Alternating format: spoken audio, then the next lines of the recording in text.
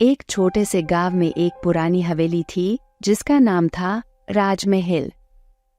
गांव वाले इसे भूतिया मानते थे और रात के समय किसी ने भी वहां के पास जाने की कोशिश नहीं की थी।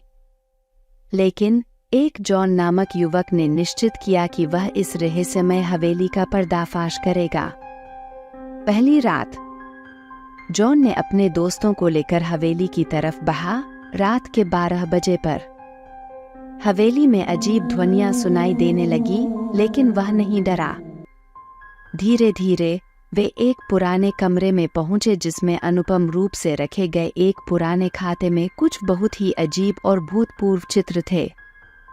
दूसरी रात जॉन के मन में हवेली के रहस्य को सुलझाने का उत्साह था। दूसरी रात उसने अकेले हवेली के अंदर की तरफ बढ़ा। वह अचानक एक बहुत ही अजीब चीज देखता है, एक पुराना खून से भरा हुआ कुआं। जॉन की उत्सुकता में उसने कुआं की ओर बढ़ा और वहां उसने एक पुरानी डायरी पाई। उस डायरी में विचित्र घटनाएं और पुरानी कहानियां लिखी गई थीं। तीसरी रात जॉन ने अपने दोस्तों को लेकर हवेली की तरफ से दूर एक छोटे से मंदिर की ओर बढ़ा। वहां एक विचित्र मूर्ति थी जिसमें कुछ लोगों की आत्माएं बंधी थीं। जॉन ने समझा कि यही हवेली के रहस्य का हल है। चौथी रात जॉन ने विचार किया कि वह उस मूर्ति की रहस्यमयी कहानी को सुलझाने के लिए हवेली में लौटेगा।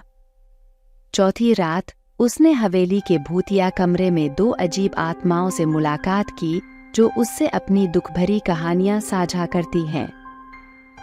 अंत में जॉन ने उस मूर्ति की मदद से हवेली के रहस्य का उत्तर निकाला और भूतों की आत्माओं को शांति मिली। हवेली अब भूतिया नहीं रही, बल्कि वह एक शानदार और पूर्ण तरह से भयानक था।